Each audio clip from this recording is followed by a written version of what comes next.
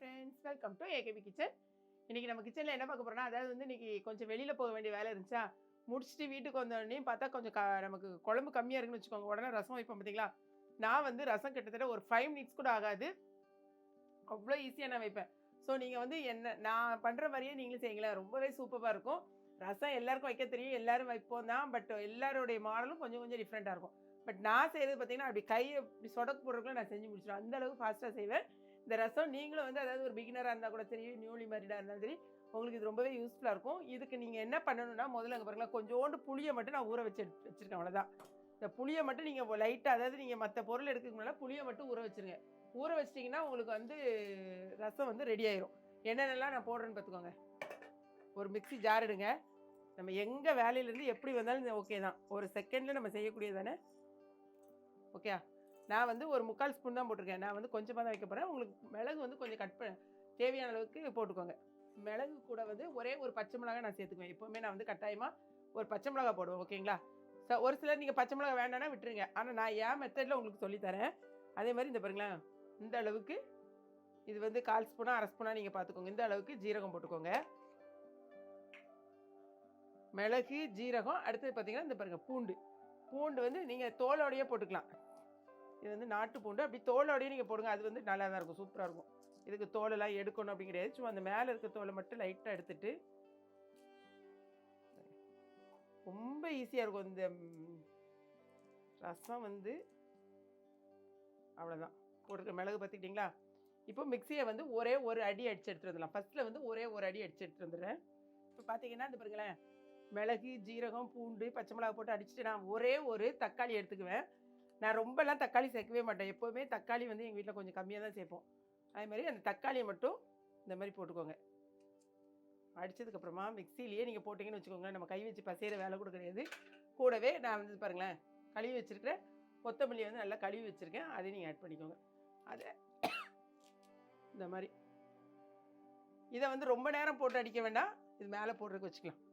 போட்டு ஒரே ஒரு சுற்றினீங்கன்னா போதும், ரொம்ப நேரம் போடக்கூடாது. இப்போ பார்த்தீங்கன்னா இங்கே பாருங்களேன், இந்த மாதிரி அரைச்சி எடுத்துக்கணும். ரொம்ப போட்டு மைய அரைக்க வேண்டியதில்லை. இந்த தக்காளியும் அது என்ன கொத்தமல்லியும் அப்படி எடுத்துக்கோங்க. அப்படின்னா தான் நமக்கு நல்லா வாசனை சூப்பராக இருக்கும். இப்போ ஸ்டவ் ஆன் பண்ணியாச்சு. ஆன் பண்ணி எந்த இதில் வந்து பாத்திரத்தை அடுப்பில் வச்சுருங்க. ரொம்ப எண்ணெய் ஊற்றாங்க. ஒரு ஸ்பூன் ஆயில் போதும். வந்து ஆயில் சூடானோடனே கடுகு போடணும். ஆயில் கொஞ்சம் சூடாகட்டும். ஆயில் சூடாயிடுச்சு, கடுகு போட்டுக்கலாம். கடுகு போட்டோடனே கட்டாயமாக ஒரு காஞ்ச மிளகா போட்டுக்கணும். 1ஓ 2ஓ போட்டுக்கலாம். காஞ்ச மிளகா போட்டுக்கோங்க. கழுவி வச்சுருக்கிற கருவேப்பிலை போட்டுக்கோங்க.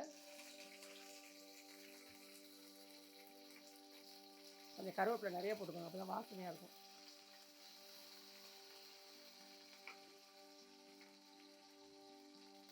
பெருங்காயத்தூள்,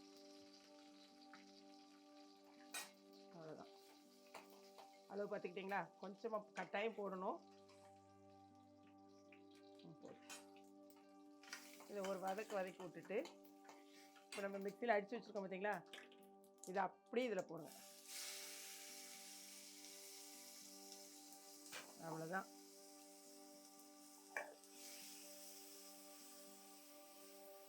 நல்லா வந்து எண்ணெயிலே வதங்கட்டும். இப்போ நம்ம வந்து ஊற வச்சுருக்க தக்காளியை வந்து உள்ளே போடுறோங்க. தக்காளிங்க, புளியை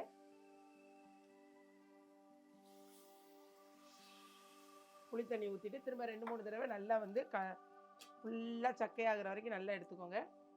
மிக்சியும் நம்ம கழுவி தண்ணி ஊற்ற வேண்டியதான். இருப்பாங்க, மிக்சியை கழுவி ஊற்றிக்கோங்க.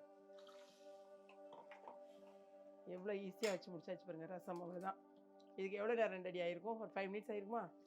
இதெல்லாம் நான் வந்து டக்குன்னு, அதாவது இப்போ நான் வீடியோ எடுக்கிறதுனால தான் இந்த டைம் எடுத்துகிட்ருக்கு. மற்றபடின்னு வச்சுக்கோங்களேன், இப்படி திரும்பி இப்படி வரதுக்குள்ளே நான் வந்து சமையலை ரசத்தை முடிச்சிருப்பேன். இப்போ எங்கள் வீடியோ எடுக்கிறாங்கன்னு பார்த்து நின்றுட்டு இருக்கேன். அவ்வளோதான். கடைசியாக நம்ம உப்பு போட்டுக்கணும். உப்பு வந்து உங்களுக்கு எவ்வளோ தேவையோ அதுக்கு தகுந்த மாதிரி போட்டுக்கோங்க. அவ்வளோதான், போட்டாச்சு. இப்போ ஒரு கொதி வந்தோடனே ஆஃப் பண்ணிடணும். அதாவது நுர வரும்னு சொல்ல பார்த்தீங்கன்னா, அந்த நுர வந்தோடனே ஆஃப் பண்ணிடணும். ஓகே, இன்னும் கூட நம்ம தண்ணி ஊற்றலாம். இப்போ உப்பு புளிப்பு காரெல்லாம் நீங்கள் செக் பண்ணிக்கோங்க. சூப்பரான ரசம் நமக்கு ரெடி ஆகிடுச்சு. 2 நிமிஷம் மட்டும் வெயிட் பண்ணலாம். நான் வந்து மீடியமில் போட்டிருக்கேன். இப்போ பார்த்தீங்கன்னா இந்த மாதிரி லைட்டாக கொதி வரும்போது இந்த பாருங்க ஆவி, அதாவது நுர வருது பார்த்தீங்களா? இப்போ நம்ம வந்து ஸ்டவ் ஆஃப் பண்ணிடணும். நம்மளுடைய சுவையான சூப்பரான, அதாவது வந்து எவ்வளோ சொல்கிறது, 5 நிமிஷத்தில் இதுக்கு மேலே வந்து உங்களுக்கு ரசம் பண்ண முடியுமா, இந்த டைமுக்குள்ளே இவ்வளோ சீக்கிரம் பண்ண முடியுமான்னு கேட்குற அளவுக்கு ரொம்ப ஷார்ட் டைமில் நம்ம செய்யக்கூடியதுனா சூப்பரான ரசம் ரெடி ஆகிட்டு. ஓகேங்களா? இதை நம்ம சாப்பிட்டு பார்த்து உங்களுக்கு இன்னும் சொல்கிறேன். வெயிட் பண்ணுங்கள். ஏன்னா நம்ம வீட்டில் என்னெல்லாம் இருக்குன்னா, பீன்ஸு கேரட் போட்டு ஒரு பொரியல், சாலை மீன் ஃப்ரை இருக்குது, கொஞ்சம் ரசம் ஊற்றி சாப்பிட்றேன். ஆக்சுவலாக மீன் குழம்பு இருக்குது, பட் நான் வந்து இப்போ ரசம் ஊற்றி சாப்பிட்றேன். ஏன்னா நம்ம வீட்டில் செம்ம மழையும் கிளைமேட் ரொம்ப அட்டகாசமாக இருக்குது. ஸோ நம்ம வந்து என்ன சாப்பிட போகிறோன்னா ரசத்தை ஊற்றி. எனக்கு எப்போவுமே இந்த ரசம்லாம் ரொம்ப பிடிக்கும், சாப்பிட்றதுக்கு அப்படி ஒரு திவ்யமாக இருக்கும். ஓகே, இப்போ ரசம் வந்து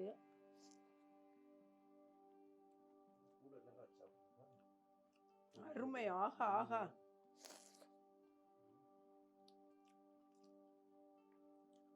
அருமை அட்டகாசம் சொல்லுவாங்க பார்த்தீங்களா, ரொம்ப சூப்பராக இருக்குது.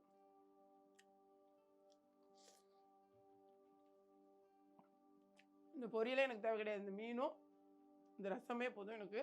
அவ்வளோ சூப்பராக இருக்குது. இதே மாதிரி நீங்களும் ட்ரை பண்ணி பாருங்கள். இந்த வீடியோ கட்டாயம் உங்களுக்கு பிடிச்சிருக்கும். ரொம்பவே டைம் சேவிங்காக இருக்கும், அதேமாதிரி சூப்பரான டேஸ்ட்டில் இருக்கும்.